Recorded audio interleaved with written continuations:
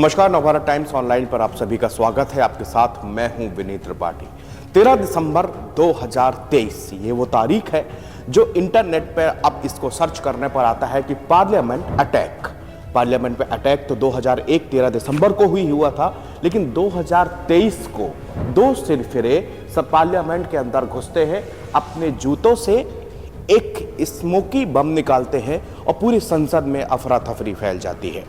जब ये दोनों संसद परिसर के अंदर, भवन के अंदर जब पार्लियामेंट चल रही थी, जब उस समय ऐसी हरकत करते हैं, उसी समय उनके दो साथी संसद परिसर के बाहर स्मोकी बम से हलचल मचा देते हैं। इसके बाद में दिल्ली पुलिस 7 आरोपियों को अरेस्ट करती है।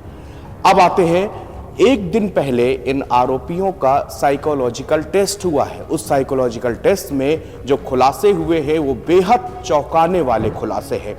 अब तक दिल्ली पुलिस और जांच एजेंसियां जिस ललित झा को मेन मास्टरमाइंड समझ रही थी, साइकोलॉजिकल टेस्ट होने के बाद तस्वीर पूरी तरह से उलट गई है। कहानी भी यहां पर पेचीदा है। पहला सवाल ये कि दिल्ली पुलिस को अब तक ये समझ में नहीं आया कि इसके पीछे का मकसद क्या है। जब भी कोई ऐसी वारदात होती है तो हमेशा एक पेच पुलिस के सामने, जांच एजेंसियों के सामने होता है कि इस जो भी हमला हुआ इसके पीछे दरअसल मकसद क्या है। उसी मकसद के लिए इस साइकोलॉजिकल टेस्ट किया गया है। साइकोलॉजिकल टेस्ट के बाद ये पता चला कि ये लोग किस तरह से एक पूरी तरह से प्लानिंग कर रहे थे। ये 1 साल से लंबी प्लानिंग चल रही थी। इसमें ललित झा को मेन मास्टरमाइंड समझा जा रहा था, लेकिन ऐसा नहीं है। इसका मेन मास्टरमाइंड मनोरंजन डी निकला है, जो कि ललित झा का जब साइकोलॉजिकल टेस्ट हुआ तो उसने बताया, इस बात का खुलासा किया है कि हमको ये पता नहीं था कि हमारे ऊपर यूएपीए के तहत मामला दर्ज हो सकता है। ये खतरनाक है, हमारा पूरा करियर, हमारी पूरी जिंदगी बर्बाद हो सकती है। हमको ये नहीं बताया गया था कि इसमें इस घटना से इतना बड़ा बवाल होगा। हम सोचे थे कि ये एक छोटी मोटी सी घटना है और छोटी मोटी घटना होने के बाद हम लाइमलाइट में आ जाएंगे, हम क्रांति करेंगे, हम जो है एक समाज में एक सुधारक की हमारी भूमिका बन जाएगी, हम लोग बहुत मशहूर हो जाएंगे और इसके जरिए हम एक दल बनाएंगे, फंडिंग करेंगे और लोगों को हम प्रेरणा देंगे। ये बात कहना है ललित झा का, जो कि उसने साइकोलॉजिकल जो टेस्ट हुआ उसके बाद में ये सारी सच्चाई उसने बयां की है। लेकिन आपको हम बता दें कि ये मामला सिर्फ इतना ही नहीं है।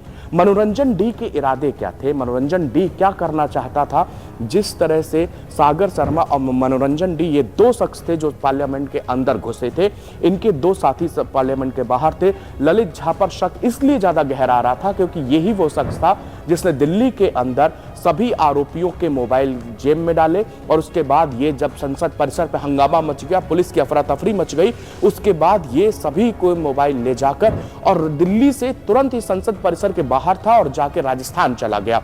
राजस्थान के नागौर में इसने बाकायदे उन सब मोबाइलों को जला दिया। जलाने के बाद एविडेंस खत्म कर दिए। जिस वक्त एविडेंस खत्म हुए, पुलिस का शक उसी समय और ज्यादा गहराया कि आखिर अगर आपको कहना यह है कि आपके तार किसी टेररिस्ट ग्रुप से नहीं है, आप किसी संगठन से नहीं है, आपका उद्देश्य गलत नहीं है, आप सिर्फ सरकार की भूमिका, सरकार को ये याद दिलाना चाहते हैं कि उनकी जिम्मेदारियां क्या है, आप सिर्फ विरोध जताना चाहते हैं, आप ये कह रहे हो कि आप मणिपुर हिंसा, बेरोजगारी, महंगाई, इन सब बातों को लेकर आप सिर्फ अपना विरोध दर्ज कराने के लिए आपने पार्लियामेंट में अफरा तफरी मचाई, तो अगर ऐसा था तो फिर आपने सबूत नष्ट क्यों किए? अगर आपके मन पे कोई चोर नहीं था, क्योंकि आपको ये तो पता था कि अगर आप पार्लियामेंट के अंदर एंट्री करेंगे तो निश्चित तौर पर आपके ऊपर कड़ी से कड़ी कार्रवाई की जाएगी। फिलहाल अब इस मामले में जिनके साइकोलॉजिकल टेस्ट हो रहे हैं, एक नई गुत्थी हर समय खुलती चली आ रही है। एक दिन पहले जो मैंने अभी आपको ललित झा ने जिस तरह से बताया, अब पुलिस वालों के कान और भी ज्यादा खड़े हो गए। जांच एजेंसियां